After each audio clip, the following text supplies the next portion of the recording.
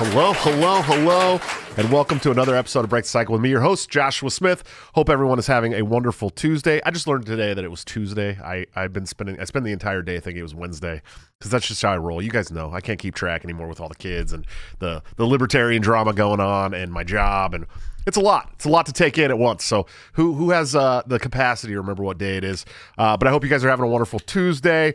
We got a great show for you guys tonight. Let's start off with some sponsors. Of course, we have toplobster.com, the man, the myth, the legend, my good friend and partner on Break the Cycle, where you can get this great fuck around and find out Lady Liberty hoodie that you see me wearing tonight by using BTC at checkout for a 10% discount. Or you can go over to my Patreon, subscribe star. Both of those are / Break the Cycle JS. Or you can join my YouTube channel under all my videos by hitting the join link, where you can get into the private Discord server and get up to 30% off of all of Top Lobster's new gear when it comes out at like 2 weeks before it goes to the general population. So really, really good stuff. The man makes quality gear. If you've seen Top Lop, I'm sure if you've been to any Liberty events over the last year or so, you've seen Top Lop's gear everywhere. The man's amazing. He's great. Go check him out. And of course, executive producers of the show, anthemplanning.com, for all your emergency and crisis planning needs. Check them out today, see what they can do for your business, home, or personal life. They're doing a wonderful job that the government has historically sucked at, much cheaper and much more efficiently. Guys, seriously, if you own a business, go check them out. As soon as the show's over, become a member of the channel. Come watch the members-only stream that follows all of my live streams, where we talk about all the important issues that you guys want to hear about at a very, very cheap monthly rate. And then go check out anthemplanning.com, because they're going to be able to do something awesome for you. I promise you. It's definitely worth a check out. Guys, we have a great show for you tonight. I'm very excited. I'm excited. I get excited for shows, but this man has been a good friend of mine, a supporter of mine for many years now. I finally got the chance to meet him last year in Orlando at the 2020 state national convention. He had my back. The man's an author, a historian, the Tennessee Mises Caucus, one of the organizers over there. He is Mr. Dave Benner, sir. How are you doing tonight, sir? Great, Josh. Thanks for having me. Love the program. Let's get it going, man. Yeah, absolutely. They're saying my stream's a little glitchy. I hope it's not too glitchy for you guys. I don't know what's going on. Ever since that internet issue where we had the cable destroyed in the backyard, I had it back on, and it seems a little wonky. You're cursed. You're cursed. Yeah, man. I'm not happy about it. I hope that it's all fixed. If you guys are having problems, let me know in the chat. I see Wade Hoffman said something about it, so I apologize. But brother, how you doing, man? Doing great. Convention season's upon us here. Tennessee had a 75-degree Christmas. That was fun. Oh, geez. Some hot chicken with the family, and just rip-roaring, ready to go into a new year. Some of that Nashville hot chicken, man. Oh, have you had it? I haven't, dude. I mean, I've had it outside of Nashville, but when I was in Tennessee, when I went to the Tennessee State Convention in 2018, I kept trying to go to. There's some place downtown Nashville. I can't remember the name of it, but it's supposed to be like the best place, but there was like a line down the street. Hattie B's or Prince's, probably one of the two. I think it was Hattie B's. I think Hattie B's was the one, and so we couldn't go. But I ended up having barbecue. So like my thing was, I went to 20. I think I went to 25. It was 25 plus states in 2018 for the campaign, and I started. I always wanted to try the regional food everywhere I went. When I was in Connecticut, I had a lobster roll. All the barbecue. Florida, I had Cubanos, you know what I mean? Like, that's what I did. But I started trying the barbecue in every state I went to, because that was the thing. I was like, I want to find the best barbecue, because I had been to Kansas City. It was my favorite barbecue. I couldn't find anything better than there. But I'll tell you, the closest second to Kansas City that I found outside of Missouri was Nashville, Tennessee, man. They got some killer fucking barbecue. You're gonna be dogging us like that? Come on, good, number one, son. It was good, man. I can't talk too much about it, because I didn't get to go to Memphis, and I know Memphis has really good barbecue. I had Nashville barbecue. It's not Memphis barbecue. I'm sure it's not as good. But Kansas City, dude. I gauge barbecue by ribs. And if you gauge barbecue by ribs, it's really hard to find ribs that are better than Missouri ribs. I mean, it's just how it is, dude. And hard to argue, man. The wet sauce is great. Yeah, I don't like Texas ribs. I'm not a big fan of the beef rib. I'm not a big fan of the real dry rubbed barbecue. Texas makes really good brisket. They make really good brisket, dude. They do. They got great brisket, and their sides are really good, dude. I could talk barbecue all day, dude. I mean, literally, we could have an entire this later. Yeah, we could have an entire conversation about barbecue for hours. Trust me, I love my barbecue, but I went all over the country. I tried barbecue everywhere. I mean, I had barbecue in like the Midwest. I had barbecue in California and Washington. I mean, everywhere I went, I had barbecue. So Kansas City was good, but Nashville was the close second, man. Definitely. Brother, so you're an unrelenting, unapologetic, hardcore libertarian. You write for the 10th Amendment Center. You got some literature out there. You got some literature at Mises, from what I understand. You've written some books. But how did you get to where you are today, man? We want to hear about your journey to libertarianism. Yeah, man, absolutely. That's always the thing everyone wants to know, right? So for me, maybe I had kind of an unorthodox venture toward libertarianism. I was a college student at the University of Wisconsin River Falls and a history major. And, I had been acquainted with some of the classical liberal theorists like John Locke and Algernon Sidney, and of course, Thomas Jefferson. But my research for a project on U.S. central banking led me just coincidentally to the writings of Murray Rothbard. I found a history of money and banking in the United States. And from there, that was basically the rabbit hole to everything, man. He was writing out these incredible economic histories that I didn't know existed. And from there, I learned who the guy was. And of course, that brought me all the way down to learning about Harry Brown, Walter E. Williams, Michael Badnarik, who I was a big supporter of in 2004. I love Badnarik. I really did. He was the last radical candidate the LP had, dude. There's no doubt about it. Absolutely. The guy didn't even have a driver's license. Yeah. How could it get better? Yeah.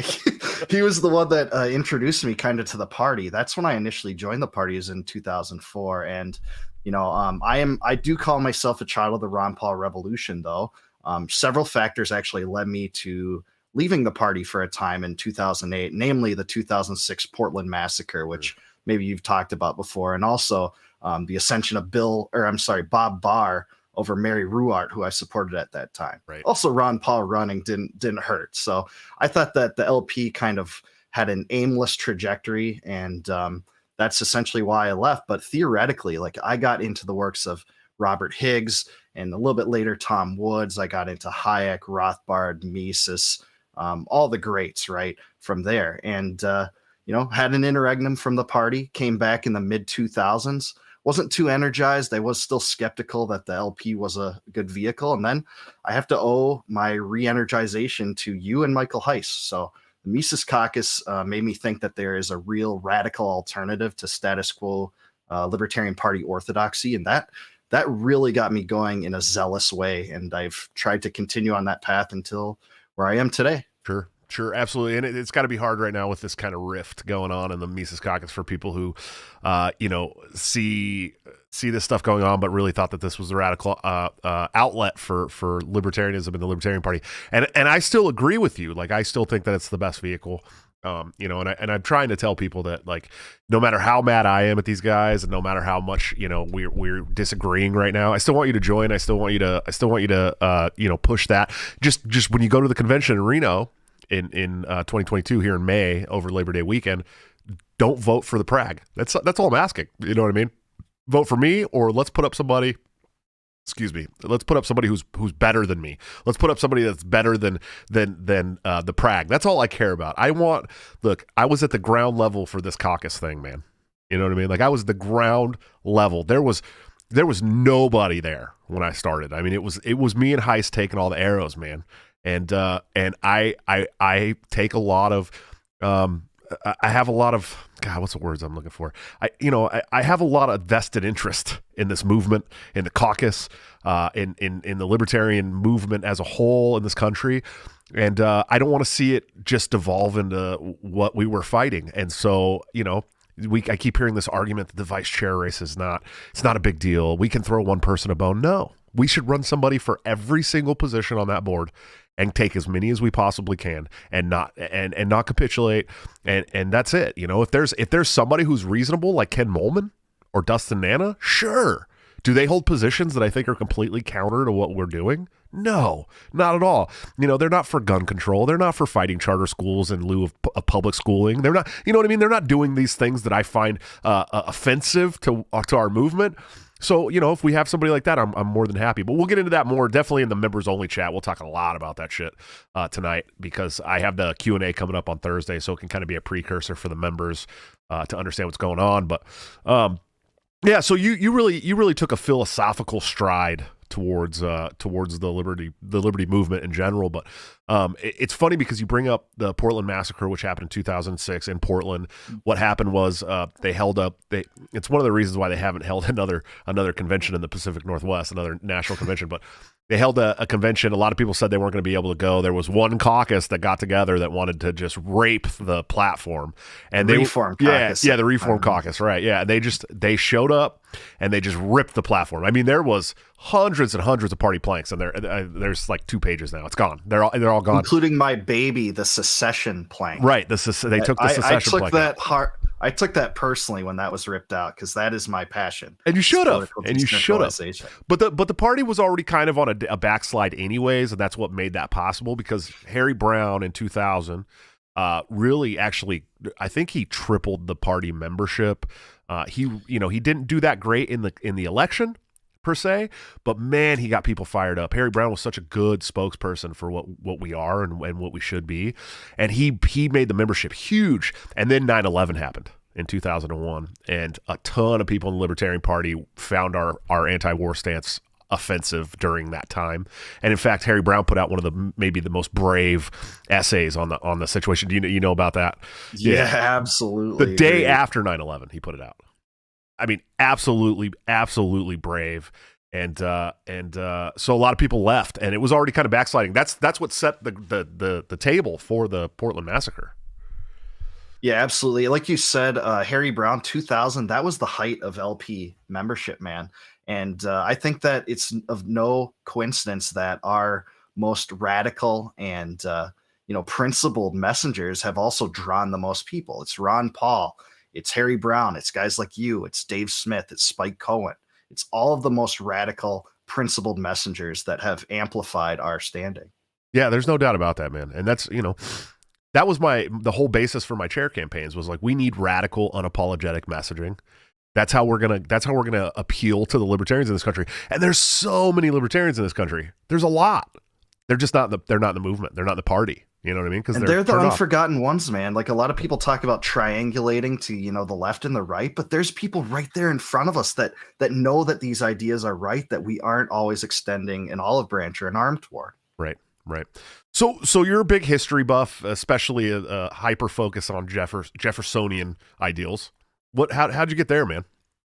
Yeah, so man, it's a crazy story there too, because I was a self-avowed Lincolnian nationalist. Oh, I considered Lincoln exactly, man. I considered Lincoln almost like the American deity that he is presented to us in Washington, D.C. today. And various things led me to discarding that. One of them was Tom DiLorenzo's excellent book, The Real Lincoln.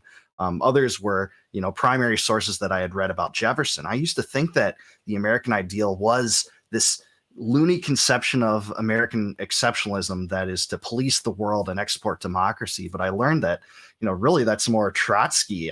It's like more like Trotsky in the Permanent Revolution than American traditional foreign policy that, Washington and Jefferson championed. So I'm very, very passionate about the founding period.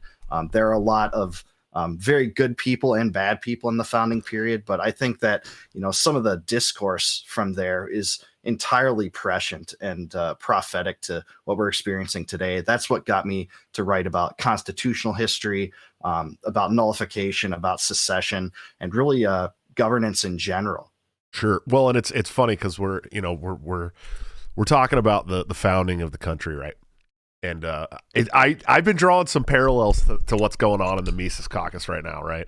This kind of what's the concession, right? And you had during the founding times, you had the Federalists and the anti, right? And so there was a lot of concessions made when they were founding this country, a lot. And a lot of the stuff that we're dealing with today is 100% because of those concessions. I mean, would you agree on that issue?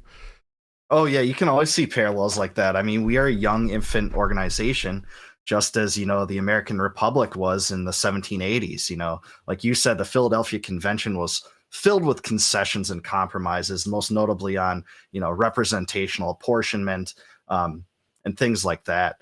What the powers of the states would be versus the powers of the general government or the federal government, as most people call it today. So you can absolutely see parallels in almost every organization like that. Once an organization grows, There are, different factions sometimes within factions, and it is an interesting dynamic in human history. Yeah, absolutely, man. And so you've written quite a bit about constitutional history, and I'm, over the last, I have to sigh before I talk about the Constitution every time. I will work with constitutionalists, and I appreciate people who are constitutionalists. I had wonderful constitutionalists on my show all the time. I've worked with a lot of constitutional Republicans, constitutional Libertarians. I'm a big fan, but it's really hard for me not to have the Lysander Spooner view of the Constitution. I'm smacked every once in a while with good people, especially last night I had Dennis Misegoy on my show, who's running for U.S. Senate in Florida, great guy, and he said the same thing. The Constitution's just a piece of paper. Right. And I'm like, yeah, worthless piece of paper. And he's like, no, listen, it's the people. It's the people's fault that we've let it, not limit our government the way it's supposed to be. Because, a lot of people are like, oh, yeah, the Constitution's our rules. And it's like, no, those aren't rules for us. Those are rules for government. Right. That's exactly what it is. And I don't know, man. How do you feel about the Constitution these days, dude? I mean, Yeah. Do you idolize the Constitution or what? No, yeah, this is a great question. So I'm glad you asked this. I've heard you talk about this a lot. I very much believe in the Hoppian and Rothbardian ideal of having all contracts be signed by individuals, and that constitutional government isn't necessarily the way to go. But I don't think that Spooner was actually that novel in his kind of famous conclusion to no treason. Actually, some of the people that helped in the framing and ratification of the Constitution admitted the same, that, this was just a piece of paper, and if there's no impetus to enforce it, it would just read as a dead letter. For instance, Madison in Federalist 48 said that written constitutions had failed to stop what he called, quote unquote, the encroaching spirit of power. St. George Tucker, who served as the second law professor at the College of William and Mary, also a Virginian, said that, written constitutions aren't enough to stop the natural progress of tyranny. Thomas Jefferson said the natural progress of things is for liberty to yield and government to gain ground. So these people, all Republicans that believed in written constitutions, didn't necessarily think that they would be, tenable to be enforced. And in fact, just like the Constitution I write about in my book is a compact. That's a contract amongst sovereign entities. But every contract, again, is only as good as the parties that are willing to abide by the tenets. For instance, if I sign a mortgage with a bank and I fail to make my payment, we don't necessarily take umbrage with the mortgage. It's one of the parties that's failing. I think government has done more to fail than the Constitution has actually failed, because, again, a Constitution is not powerful either positively or negatively. Right. And the way that history is manifested, I'll just say this and then I'll conclude, is that the choices to humanity and Western civilization have not been anarchism or anarchy or capitalism on one side of the paradigm and, complete arbitrary government on the other, or constitutional government and anarchism. It's often been constitutional government and arbitrary government. So to the extent that there is constitutional government, I support it to the extent that I think it is better than an arbitrary government that assumes all and every power, general legislative authority. Even if constitutions haven't succeeded in many cases, which I would submit they haven't, I do prefer that to an arbitrary government that literally claims power to do everything. Even like the biggest adversary of, libertarianism wouldn't want that, I think. Right. Absolutely. So, yeah, I mean, and we talk, it's funny because if you get into some of these Hoppian circles, right? Like I've really gotten into Hoppe a lot, like over the last year. If you followed me for a long time, I didn't know a lot about Hoppe over a year ago. I didn't read any of his books. I had skimmed Democracy, but I've really gotten through it now and ordered some more of his books. And I've been really kind of talking to a lot more Hoppians. I've had great Hoppians on my show. People who really understand Hoppian ideology, and not just the people who are like, oh, physical removal all the time, it's, I don't know. I like these people, man, and I'm glad to really be getting more into that stuff. But I think it's funny because I was radicalized by Murray Rothbard, but I'm like being pushed over the edge by Hoppe. I mean, it's just like a whole other step. You know what I mean? And they're my two favorite modern libertarian theorists, so Sure. it's hard to disagree. I mean, Democracy That God That Failed is amazing. One of the Everyone best that's books ever watching written. this needs to read that. Yeah, absolutely one of the best books ever written. But you get in some of these Hoppian circles, and they talk about monarchism a lot. Which, if you've read Hoppe, you know that he didn't really advocate for monarchy, right? It would be better than democracy. Essentially, you know, when there's one person, you can always kill the king. You know what I mean? It just, you know, the way he lays it out isn't like, hey, I'm a big supporter of monarchy. He was like, it's like a compare and contrast with democracy and monarchy, right? But I mean, and so when we're talking about one arbitrary government that has all the power, it assumes all the power. I mean, that's really, you know, it could be like a monarchical situation. Where do you come off on monarchy, man? I'm an absolute, like Thomas Paine, who I'm writing a biography on. I'm an absolute anti-monarchist. Like you said, it's hard to discount the Hoppian thesis of Democracy That God That Failed, in that, you know, Western style monarchies did tend to preserve the liberties of the people better than democracy. It's hard for me to disagree with that, because democracy in the last century has brought us the income tax, the Federal Reserve, Medicare, Medicaid, Social Security, the welfare state, FISA courts, the surveillance apparatus, every single piece of tyrannical fiefdom that exists in today's Right. Washington, D.C. So it's really hard for me to discount that argument. But I'm absolutely anti-monarchical. Thomas Paine considered it a form of slavery, because you would be bound to the dictums of a hereditary family in all generations. And he was utterly against that. So I stand with him on that. Same with Jefferson. Yeah, absolutely. Well, and you have the monarchs of England now, who, I mean, do they even really do anything other than be rich people in the media? I mean, I don't even think they have any. I think their parliament really has all the power now, right? Oh, most monarchies, quote unquote, throughout the world have a monarch that's a figurehead. England, technically, their monarch still retains, under its unwritten constitutional system, the ability to what's called withhold assent.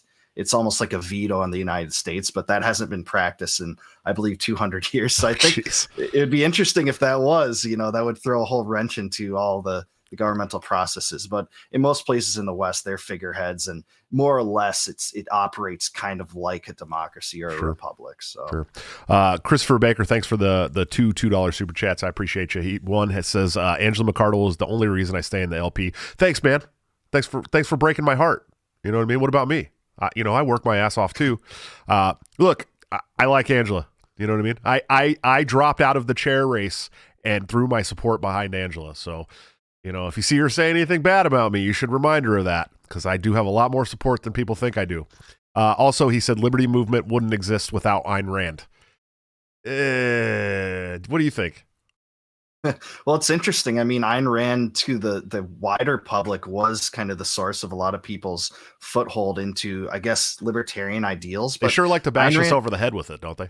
Sure. And it's not even quite fair, because Ayn Rand herself, as you probably are aware, Josh, didn't really consider herself libertarian in the same sense, because she considered, the party and the movement to some extent as not scratching deep enough on the philosophical, and just kind of being a reaction to, left and right. Whereas she was, utterly concerned about the philosophical and more moral tenets of her philosophy. And she thought libertarians were more like empiricists, Right. Yeah. She was definitely not a fan of Murray Rothbard. There's no doubt about that. He was in her circle for a time, but you're right. They had a big breakup. One of my favorite stories from any of the Mises Institute fellows at all is Walter Block. If you're not familiar with this story, I've told it on the show a few times. Walter Block was a hardcore. He'll tell you straight up pinko commie. In those words, he's like, I was a pinko commie in college. My best friend was Bernie Sanders. You know what I mean? Like we were on the track team together. We were and we went to this luncheon.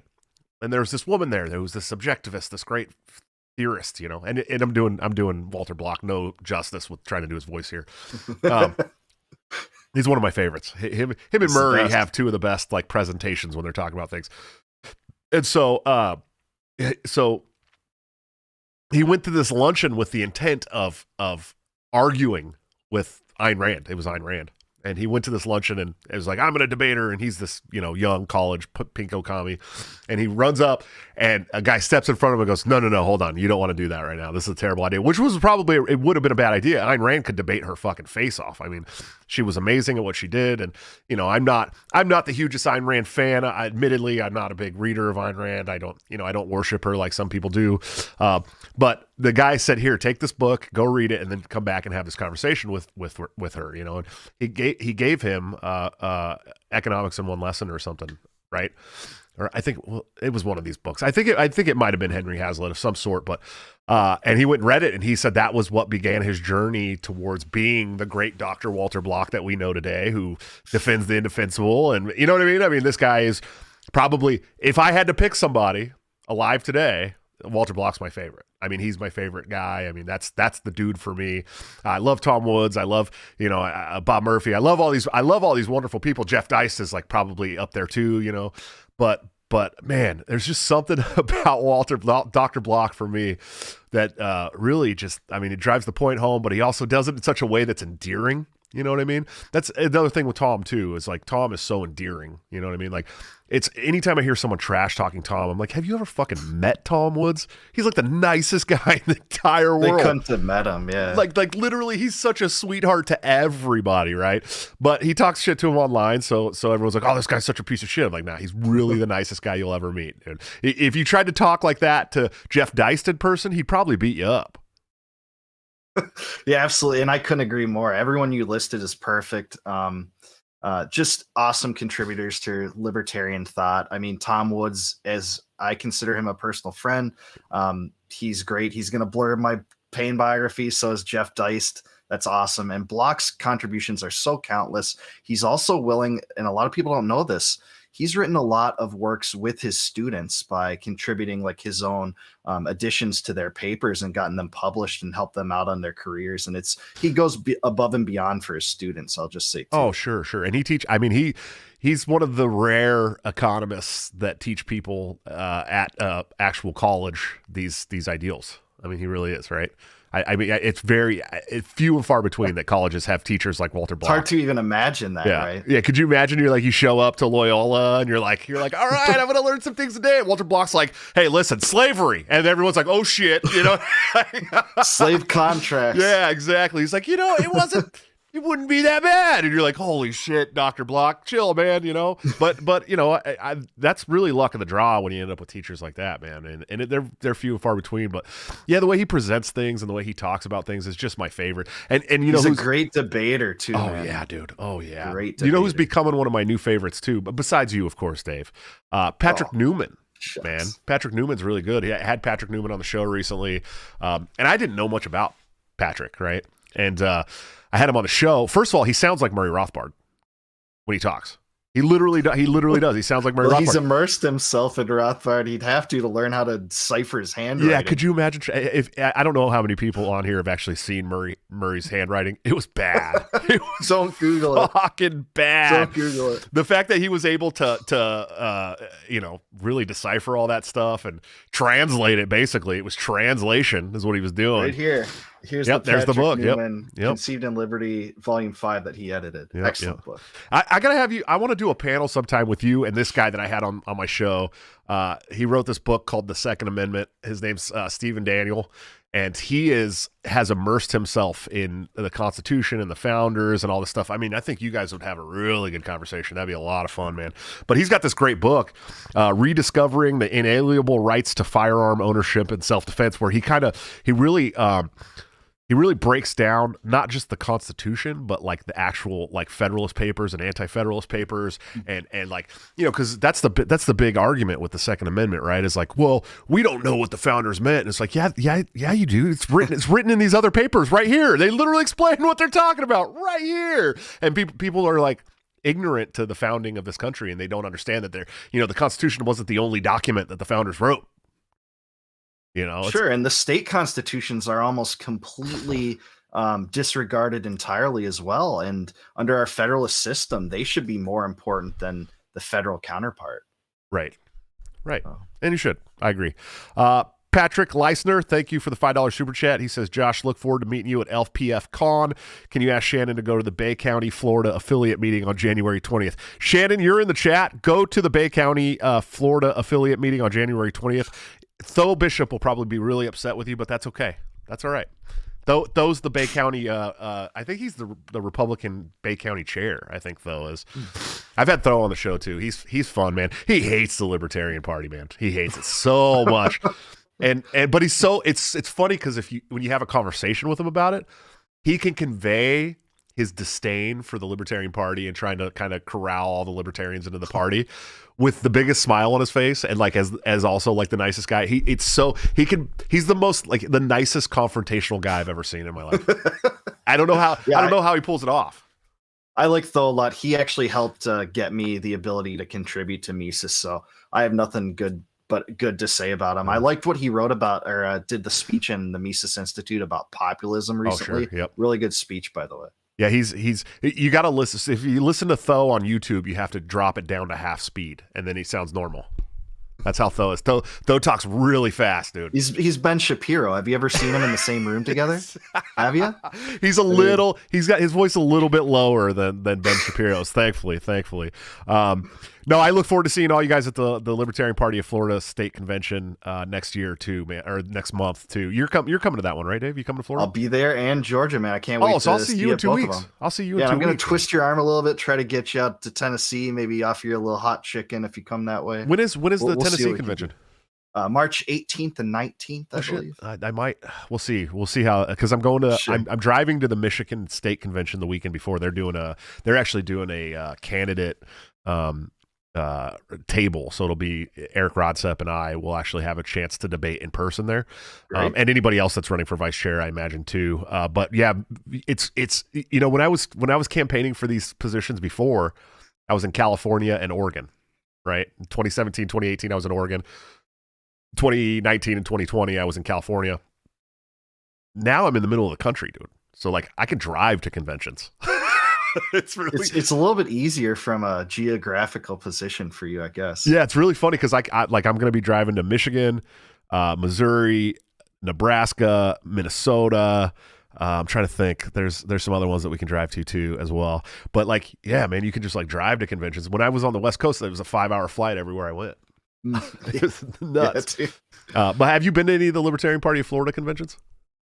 I haven't. This will be the first one. I'm running to be the LNC Region 2 alternate, actually. So I hope to serve on the same board as you, on the same body as you. Oh, yeah. And I'm really interested in that. There's a really great Mises Caucus contingent in Florida, great one in Georgia. Mises is rising in the region, and absolutely can't wait to be there. Lots of great people. There's shout out Josh Slavka, Hector Roos. You got Mitchell Weissek. They might even be watching right now. Lots of great people. If I omitted you, I'm sorry. You're great though. Yeah, I'll tell you guys, I might be a little biased just because they've supported me in every campaign I've ever run, but Florida does put on the best state convention I've been to, and I've been to 45 state conventions or something like that. It's the best one I've gone to. In fact, last year was the only year I've missed the Libertarian Party of Florida state convention since 2017. So it's my favorite one to go to. I think this will be like the sixth or seventh time I've been to Florida over the last 4 years. But you're an honorary Gator. Yeah, well, they told me that I'm an honorary member of the Libertarian Party of Florida. Oh, I'll definitely be going to Pennsylvania as well, because Pennsylvania, I'm a registered. I'll see you there too. Yeah, right? I'm a Libertarian Party of Pennsylvania voter delegate. Because I joined, they don't have the same in-state rules as some of the other states. So I joined right after their last convention where they shut down all the Mises people and wouldn't let them vote. And so all these people from around the country joined Libertarian Party of Pennsylvania, and we're all going to converge. It'd probably be as big as the national convention, dude. It's going to be insane. Tom Woods and Dave Smith will be there. So your listeners, that's the place to be. Yeah. For the guys, for everyone in the chat asking, the Florida State Convention is Patrick already said it. Yeah, it's in Melbourne, Florida. 25th through the 27th of next month. I'm actually coming in on the 24th. I'll be in on Thursday evening. I'm getting into I'm flying into Orlando, and I'll spend the evening there, and then Friday evening, whatever. Florida does like 3 days of convention, dude. So they party Friday night, and then Saturday they do business, and then they have They always do all kinds of different things. In fact, I was talking about this last night on the show. When I went to their Tampa state convention in Tampa, I hosted and moderated a panel with Walter Block, Tom Woods, and Jeff Deist on it. And I just remember standing at the podium thinking to myself, how the fuck did I get here? What did I do to deserve this shit? You know what I mean? It was like the same thing in 2018. I was the keynote speaker for the ballroom at the Omaha Roads to Freedom Unconvention.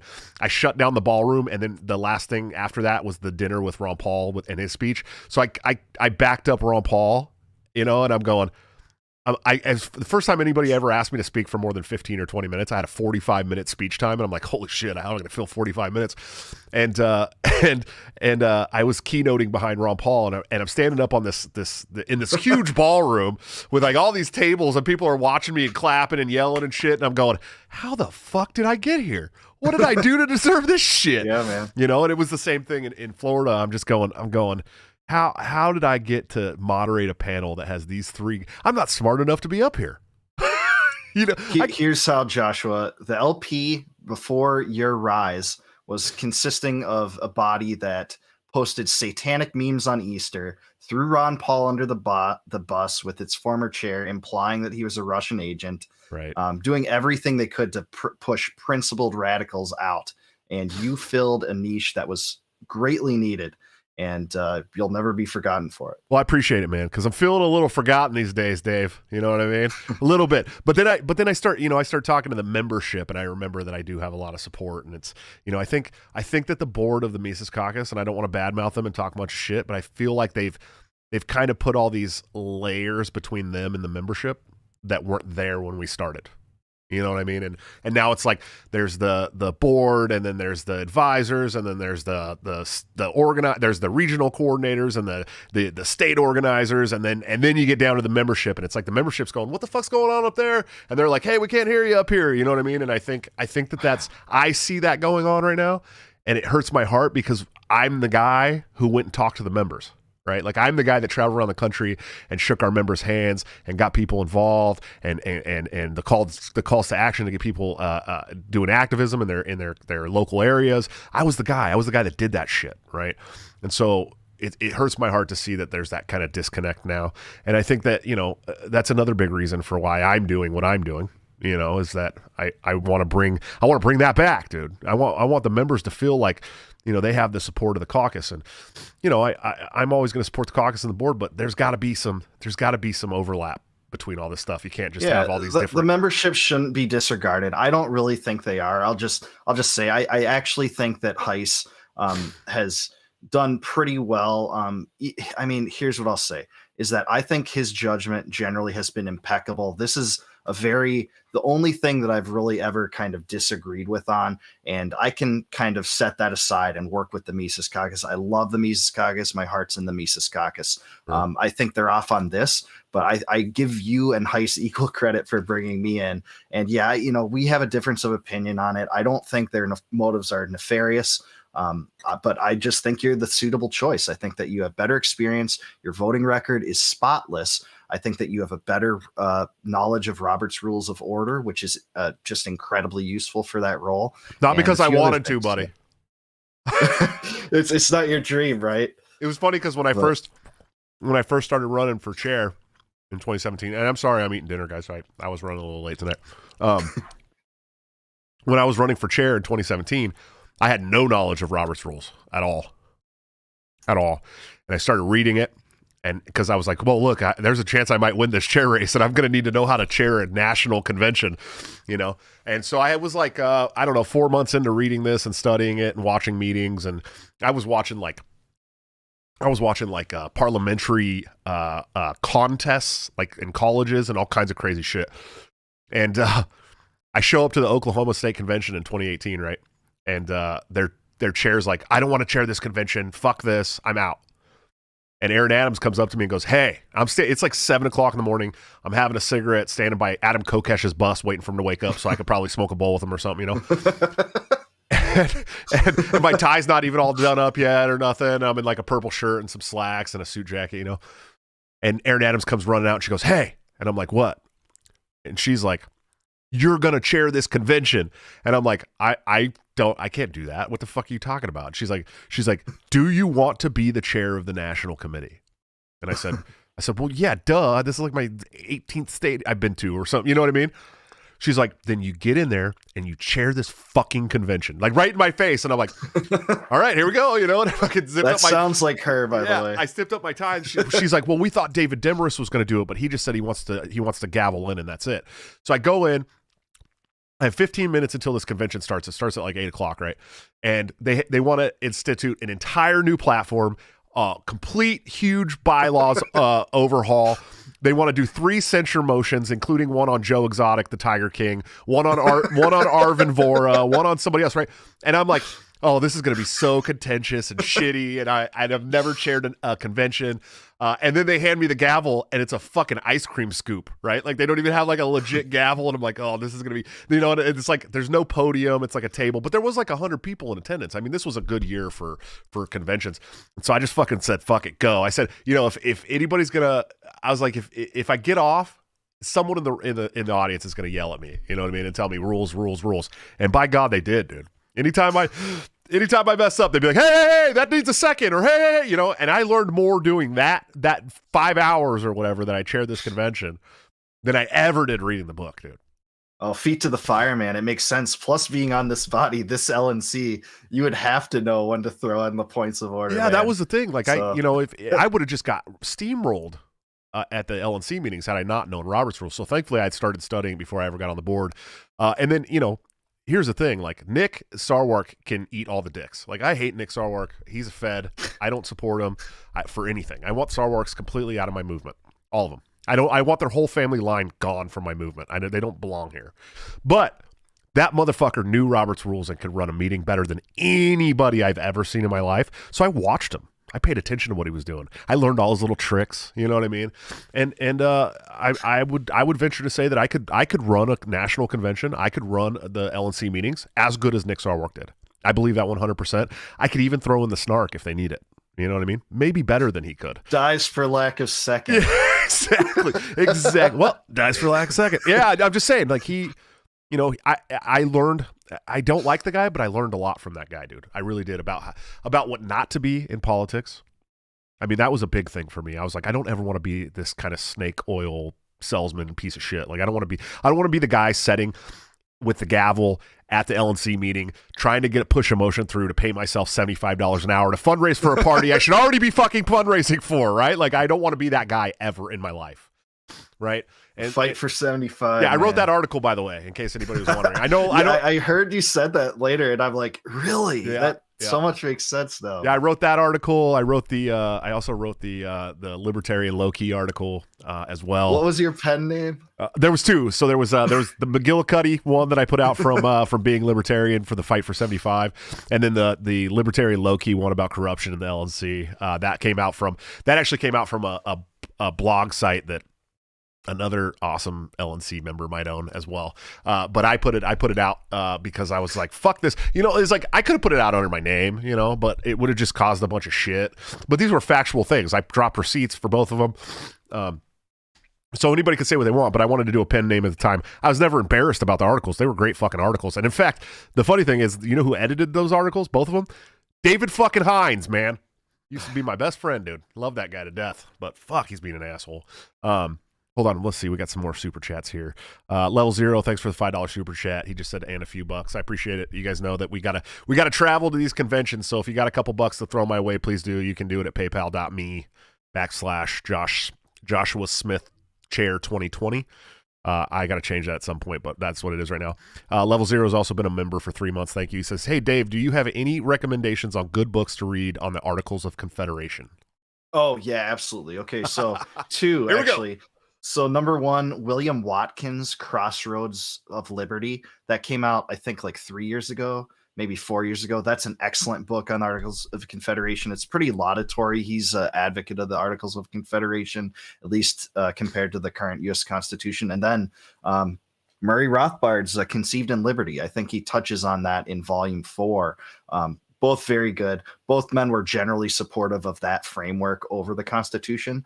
It's hard for me to, discount their arguments for that.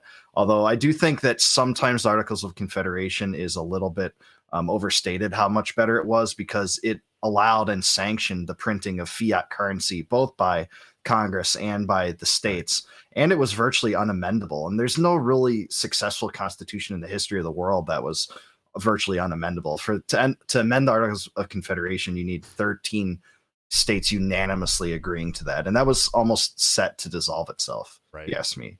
Can we? I mean, what's up with the a convention of states, dude? How do we push for that, man?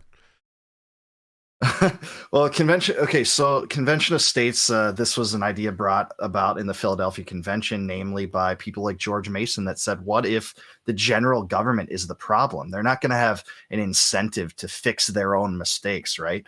So that the member states could essentially bypass Congress entirely and amend the Constitution."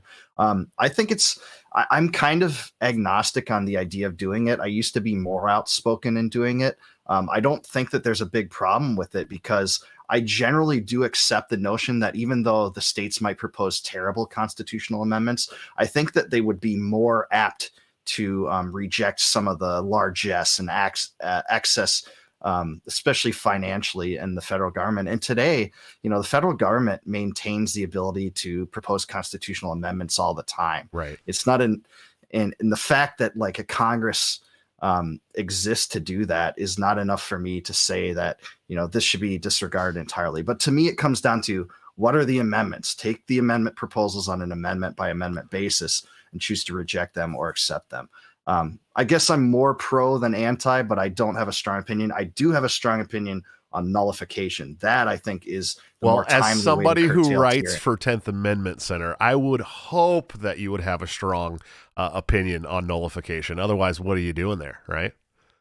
Absolutely. And you have Bolden, so, he can talk circles around this, but, we premise a lot of our activism at the 10th Amendment Center on nullification, the remedy that Thomas Jefferson called the rightful remedy against federal tyranny.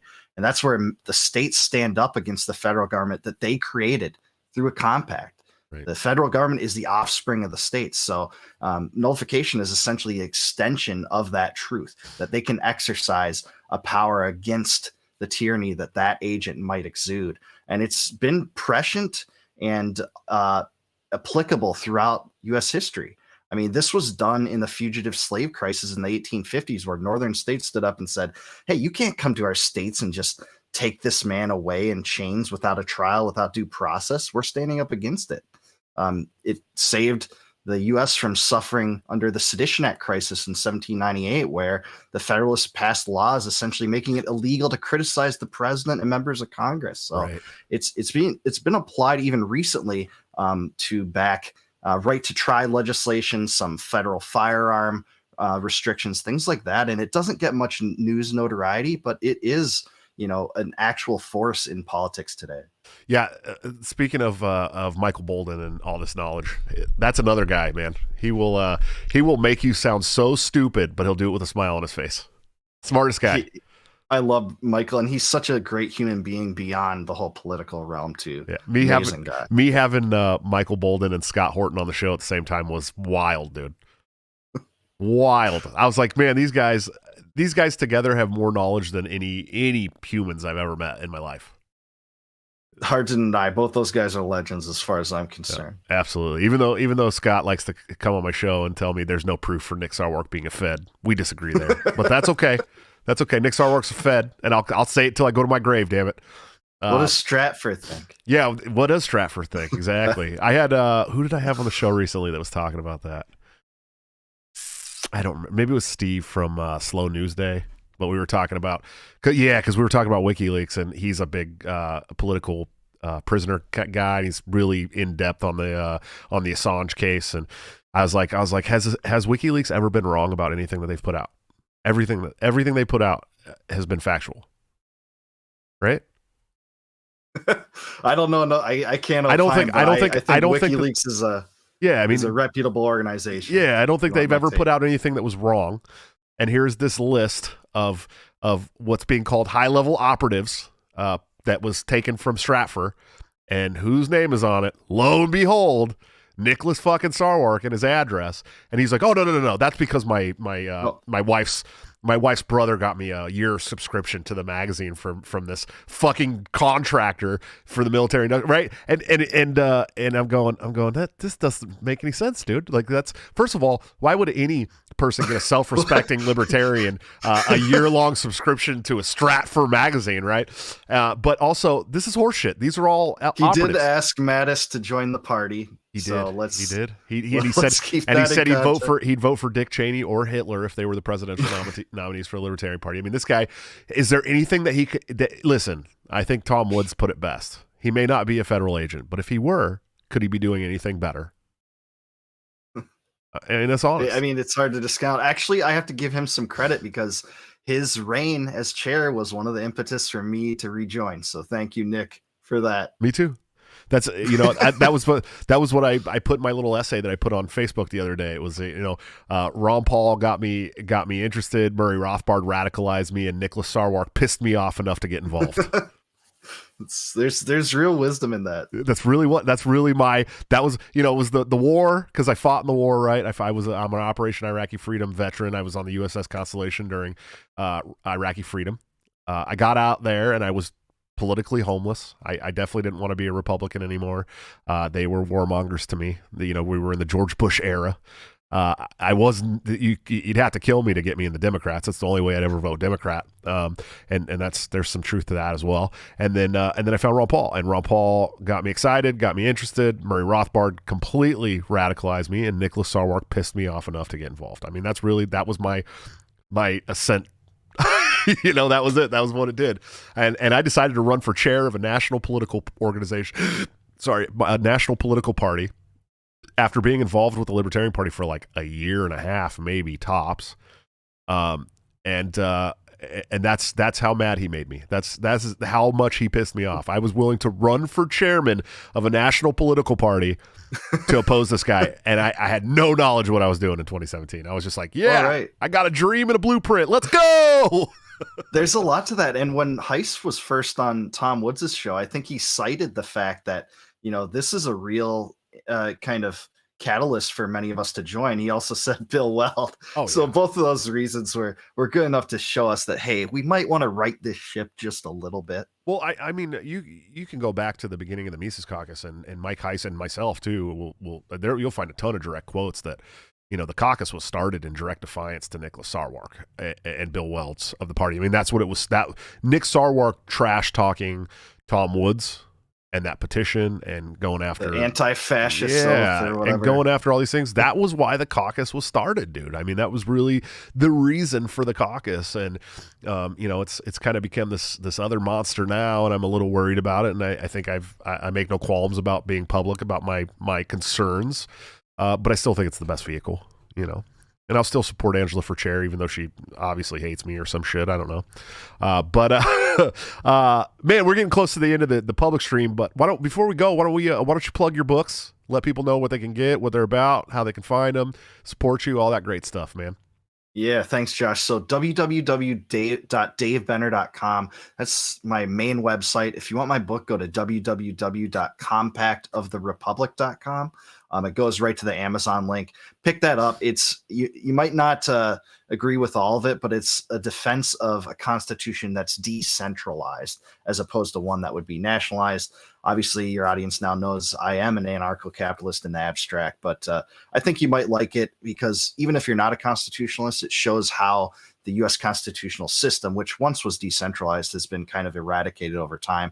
Also, look for my upcoming book on Thomas Paine. It's going to be called tentatively Thomas Paine, A Lifetime of Radicalism, toward the middle of next year. And thanks for having me. Look for my writings at 10th Amendment Center and Mises Institute as well. Please support Josh Smith for vice chair. He'd be an awesome vice chair, and help him get to some of these state conventions. He could definitely use the donations for that. Thanks, man. I really appreciate that. It was in 2017 and 2020, I had a lot of monetary support. It was how I was able to go to all these conventions. I spent a lot of my own money too. But now it's like I got to pick and choose where I spend my own money because I do have 7 children in the house. So, the more help you guys give me, the more conventions I can get to. These driving conventions should be pretty easy for us. I think, we've kind of resigned ourselves to taking the kids and, finding little cool stuff for the kids to do while I'm at the conventions and stuff. But I still got to fly to a lot of them. You know what I mean? If I want to go to Florida, I got to fly. If I want to go to Georgia, I got to fly. If I want to go to Texas, I got to fly. If I want to go to California, I got to fly. So, the more help you guys can give me, the better. And I appreciate anything and everything. And choose us over Texas, same weekend. Is it the same weekend as Texas? Wow. Yeah, but Texas has the second biggest delegation. Yeah. It's a tough argument. I have been to the Texas State Convention twice, and I've only been to Tennessee once. So, yeah. And last time I went to Tennessee, it was not the same party it is now, I don't think. It's a little bit better. It's a little bit better. Yeah, I bet. You guys have lost a couple of some of my favorite libertarians there, though, recently. I don't know what's going on there with my buddy down in the whiskey region. I won't drop names, but that made me a little sad. I'm missing some friends there, but likewise. We're trying to pull that guy back. So he's one of my favorites. When I was at the 2020 convention, your delegation brought me a bottle from that gentleman of Gentleman's Jack, and I actually shared it with the Tennessee delegation. I sat there and took shots with I remember that. Yeah, Josh Equal and David Sexton and all these people that hate me. I was like, I just want to take shots with you guys, because it was like the Tennessee delegates. It was always a funny situation. Before we go, we'll talk more about this in the members only. But the Tennessee delegation was always a weird thing to me, because it was like they didn't like me. You know what I mean? And for the most part, I didn't like their positions on things all the time. Yeah. But likewise. But like when we were together, I always had a good time with the Tennessee delegation, and I liked them. I liked Josh Equal, you know what I mean? And I liked fucking Tom Arnold was like one of my favorite dudes, man. I love that guy. And Cole Ebel was just fantastic. I loved that guy. When I went to Tennessee, I went to his bar and hung out there. And yeah, he's got a bar, and he got elected city council there in his town, and these were cool people, man. I really liked them, and it's unfortunate that because we have differing opinions on the party that we can't get along the way we could have back then. But I still have a lot of respect for those people, even if they're not in the same camp as me, and even if they have some differing policy positions than me. I have respect for those people. I wouldn't vote for them for the LNC, so I get why they wouldn't vote for me for the LNC. But my first convention, nobody in Tennessee voted for me for national chairman. I don't think I got one vote from Tennessee. I wasn't a delegate, but you'll look to see on the 2020 card, there is one vote for you. Yes, I know. My buddy. I'll take responsibility. Yeah, it was you guys. I think you guys and Nevada were the only state that only had one vote for me. One. And then we had states like Oklahoma that unanimously voted for me, and Florida that gave me like 80% of their vote. And so, it evened out in the end, and I still think Joe Bishop Henchman stole the shit. I really do. I think there was a lot of the people on the national board think it was stolen and that the numbers weren't correct. But, 2020, hindsight, right?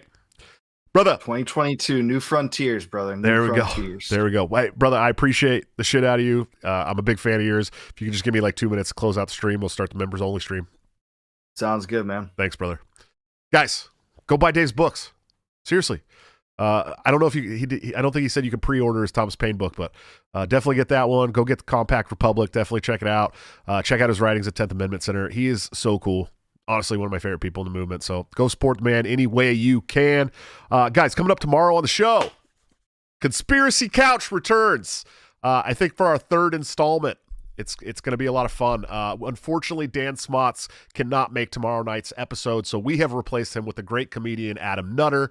My friend Dave vs. Goliath, Dave Casey, will be there as per the usual. And most canceled comedian in history, Josh Denny, will join us for Conspiracies. It's going to be a lot of fun.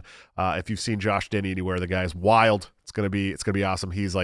He was on the Food Network for a while. He's been canceled from like everything he's ever done because he just doesn't give a shit.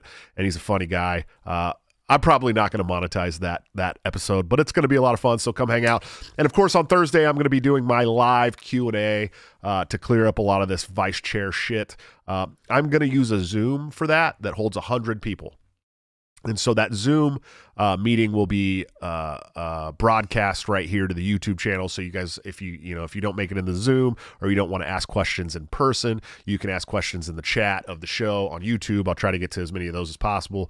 But also you have the opportunity with the Zoom to ask me face to face your concerns and I will answer them the way they need to be answered. I'm going to tell you guys straight up. I'm not going to sugarcoat anything. I'm not going to lie to you. I will tell you my downfalls, what I think that I didn't do well over the last couple of years, but I'm not going to suffer half-truths and misdirections and gaslighting about my work over the last 5 years. So be prepared for that. If you come to troll me, I'm going to smack you down. I promise.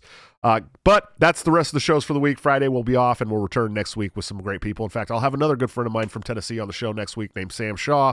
He is an amazing dude, and it's going to be a lot of fun. I'm sure we're going to talk about a lot of really, really nerdy shit, comics and all that. But go check out my sponsors, of course, toplobster.com, the man, the myth, the legend, my good friend and partner on Break the Cycle, where you can get this great fuck around and find out Lady Liberty gun hoodie that you see me wearing tonight by using BTC at checkout for a 10% discount. Or guys, seriously, think about joining the Patreon, the Subscribe Star, or my YouTube channel. You get all the exclusive content, after hour shows. You get all kinds of different perks on Patreon. You get into a private Discord server with really great people, like a lot of people you see in the chat tonight. But also, you get Top Lobster's new gear up to 2 weeks before it goes to the general public at like a 30% discount. So you're really helping me out. You're helping out Top Lobster. And right now, with all the traveling that I need to do, just a little bit a month helps. Really, $5 a month helps me get to new conventions. So if you guys can do that, please do. But definitely support Top Lobster. That man is doing a lot for this movement, and he needs all the help he can with support, getting him the fuck out of New York. And of course, executive producers of the show, anthemplanning.com, for all your emergency and crisis planning needs. Check them out today. See what they can do for your business, home, and personal life. They're doing a wonderful job that the government has historically sucked at much cheaper and much more efficiently. If you own a business, your family members own a business, if your neighbor owns a business, send them to Anthem Planning. Seriously, they're going to be able to do some things for them that are really going to help them save some money, save some time, and save some headaches. So go check them out. I promise you it'll be worth it. Guys, I will see you tomorrow for another episode of Conspiracy Couch with Josh Denny, Dave Casey, and the great Adam Nutter. Until then, don't forget to break the cycle.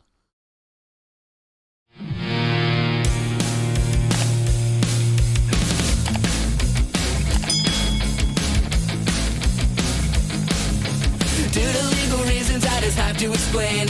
The lyrics of my last song may seem to contain a violent call to action in the verse and refrain, but I just meant it in Minecraft. The helicopter part was in reference to GTA 5 and the things you do. So any violence you commit, I am not an excuse, because I just meant it in Minecraft. A chipper is my friend and he's constantly cold. Accusations of incitement getting totally old. Make your own choices, yeah, you have control, because I just meant it in Minecraft. Obviously I would never advocate force, unless there's due process and a trial, of course. And if you're convicted, we will make you a corpse. In Minecraft, just in Minecraft. Nothing I mean, you know it. No product dinners, cause it closed for COVID.